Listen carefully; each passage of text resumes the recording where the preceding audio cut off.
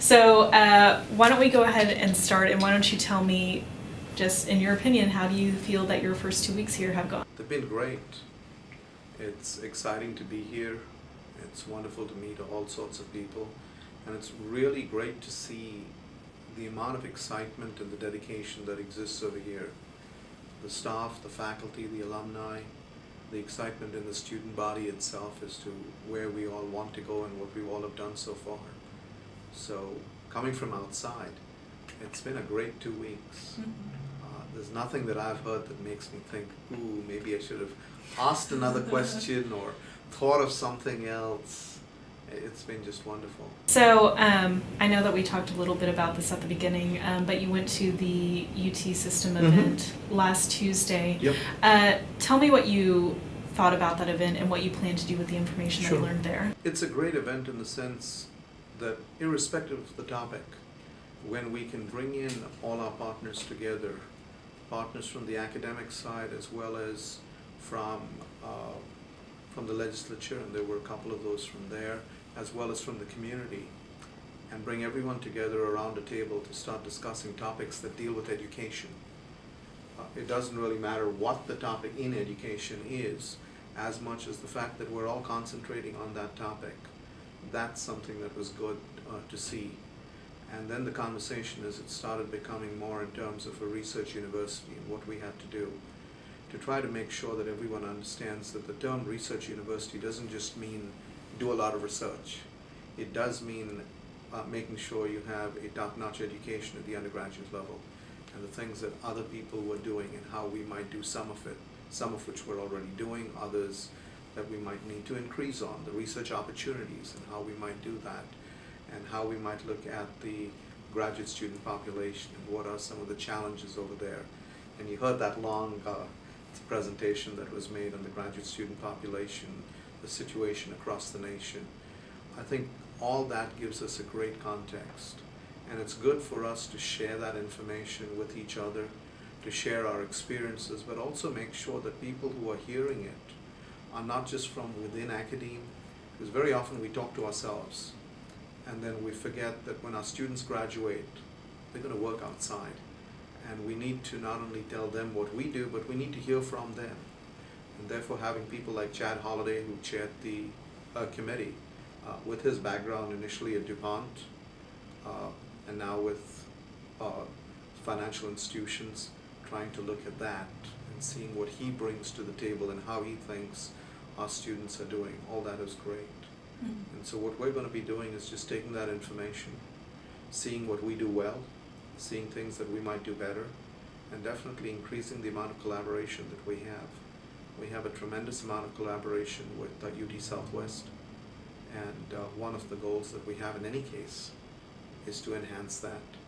There's a lot of collaboration that goes across the board, and we do that better than a lot of others in terms of collaborating with other educational institutions, but it's to do a lot more in that area as well. How specifically do you want to collaborate with the other universities to help us reach Tier 1 status? It's not a question of Tier 1 status. If you look at educational institutions across the country, it doesn't matter where you are, it's not possible for one institution to be good at everything, to have all the resources and everything that you might ever want. And so there's got to be a certain amount of sharing and a certain amount of collaboration just at the basic level. So even if you're left out, we want to be one of the top 20 institutions in the country. They still have to share. If you look at MIT and you look at Stanford and if you look at UC Berkeley and UC San Diego, they're not doing things by themselves. They're doing things by collaborating with the top institutions in specific areas. They're doing things by making opportunities available for their students to be able to go and do an internship with somebody else, to be able to talk to a faculty member who might be the world's expert in X. We have the world's expert in Y. And for a student who is doing research or studying something, it's always great if the student can approach that other person. And if universities don't collaborate, it becomes very difficult for a student to just pick up a phone and say, I come from university ABC, and the person says, well, why would I talk to you? But if we already have that collaboration going, it makes it so much easier. Okay. At your welcome reception, in your opening speech, you talked a lot about Tier 1 and how UT is already in the company of other Tier 1 universities. Yep. Do you have any plans right now to either get us back on track, or any steps that you want to take to help get the university ready to start the Tier 1 journey again? Back on track. Oh, Okay, I'm not sure I understand that. what do you mean to start it again? I mean, just Sure. we just had a president retire, Yeah. and so now we're bringing in a new president to Sure. help us continue that journey. Yeah, it's a continuation. I don't see it as having changed. President Spaniolo laid the foundation, if you will. Over the last 10 years, he's done a wonderful job in changing the landscape, both figuratively and physically. New buildings, trying to change the outer edge of the campus so that there's a smoother mix between the community and the university, trying to bring the community onto campus, making sure that resources existed on campus for students both to study in and to do research, to make sure that we had some of the top faculty in the nation. And we've been hiring some of them, we've had some of them for years. If you look at the recent announcement that came, this is while President Spaniolo was still here, in terms of the National Academy of Inventors, that we had 4 founding members in there. If you look down the list, we are probably number 1 or number 2 in terms of the representation on that new National Academy. So he definitely set that stage of building it. My challenge is to actually keep that trajectory going and maybe use that now to sort of sharpen that slope and keep going at a faster rate. Okay. So have you talked with anybody at the university in your first few weeks to discuss how to keep going upward, how to continue on research? I've had a lot of discussions, obviously, with some of the vice presidents. I've had discussions with some of the deans. Within the 2 weeks, I obviously have not met sort of everyone as yet, but I've met with some deans, I've met with the vice presidents, both in a sort of formal one-on-one setting as well as the larger meetings that we have of the leadership group. And the idea there is not so much to say what did we do wrong, because we haven't done anything wrong, but how do we continue doing things correct, and what might be the things that we might now need to focus on, because we've got past step 1. Now how do we do step 2, 3, and 4? Summer is a unique time when one can talk, but not everyone is on campus. So some of these things will have to wait till there's a larger conversation when a lot of the faculty come back also. I remember whenever you first came to campus, you said that it is possible for us to reach Tier 1 in a time sooner than a lot of people have thought, within maybe 10 years. Based on where you see UTA is now, do you have a set date or a goal date in mind when you would want us to reach Tier 1? I'll go back to the dates that I gave, or the time period I gave when I first came. It's not 2 years, and it's not more than 10. Yeah. It's somewhere in between, and here's why. The 2 ways of looking at Tier 1. One is the excellence that might exist on campus, and we have a lot of that. It's trying to make sure everyone else hears about it, and we hear about it ourselves. I mean, it's amazing how much I don't know about the excellence on campus, and it's amazing how much our own faculty don't know. And it's not just on this campus, it's on every campus, because we're so busy doing our own work that we don't look into another area and say, gee, the top professor in area X, which has nothing to do with my area, happens to be sitting in the building next to mine. Or the top program in the country happens to be there. We're so worried about our own program and what we're doing, and so focused on that we forget that.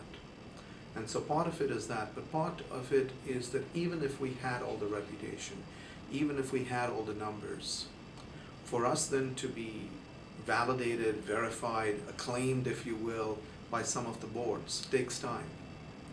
So if you look at the Carnegie Foundation for Teaching, they do their classification at set periods of time.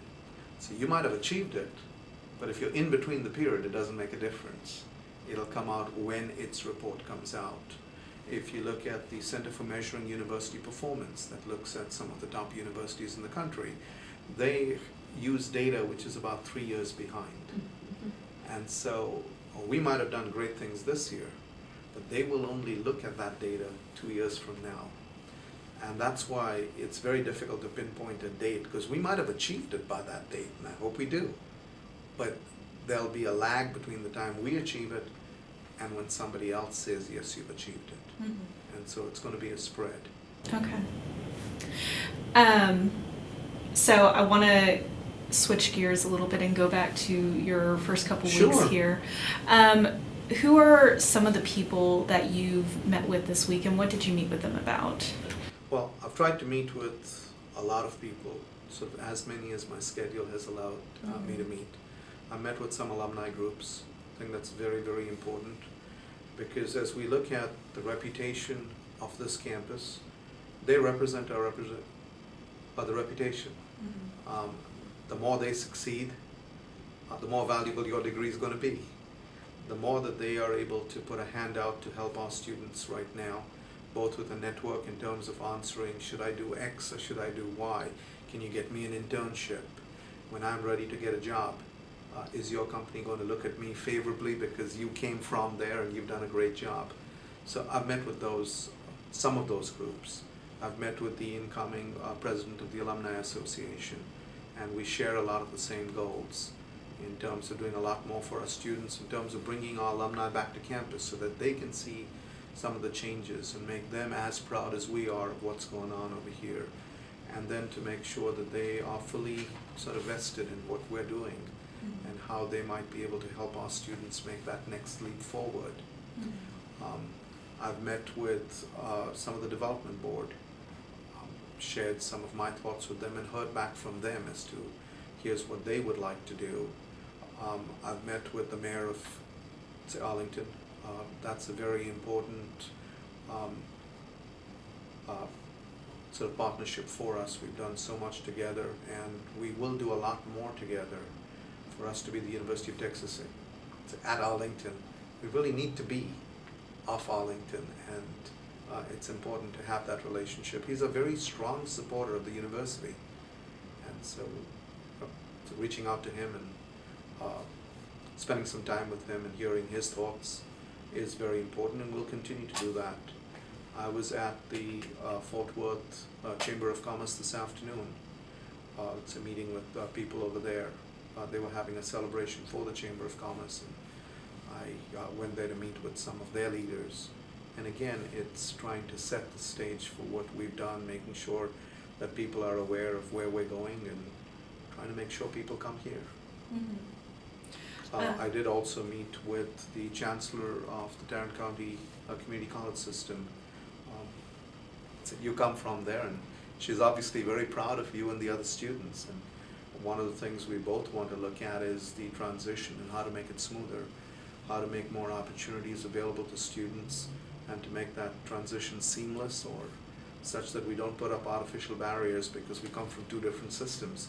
Very often we both try to do the best for our students, but we forget that very often what's going to happen is a community college student is going to come here with plans to come here, and therefore we've got to make that very smooth. And sometimes our students will go back and take a course, and we've got to make that smooth as well.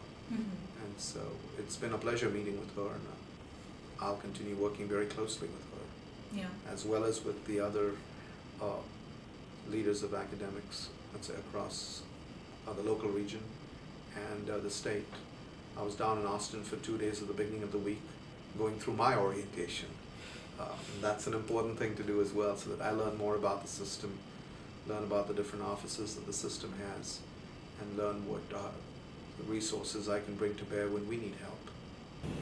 What was something that you wanted to accomplish this week? Was it to meet with more people and learn more about the university? Was it to get started on some projects? The biggest project that I have right now is to learn more about the university, meet more people, and make sure that I am first hearing them out and making sure that my enthusiasm for what's going on over there is also heard by them.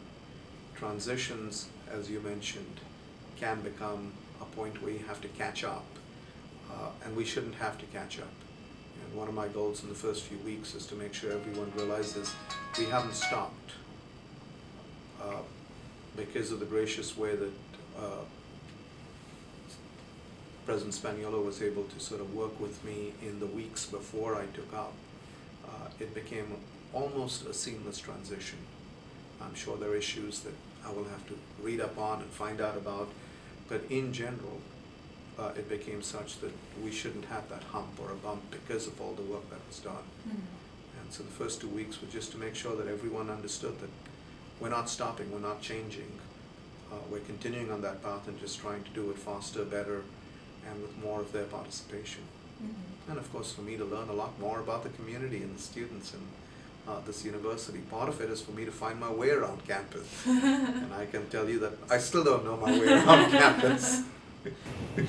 So what are some things that you have learned about the campus and the community? It's a great campus. It's a great community. The community has a lot of pride in the university, but the community also is not as aware of the campus as it should be, and that's what we have to do a lot more of. We have to make sure that we send that message outside. I think we've got some wonderful students, and that's what I've been not surprised but very pleased to see. And we have a community that's truly dedicated.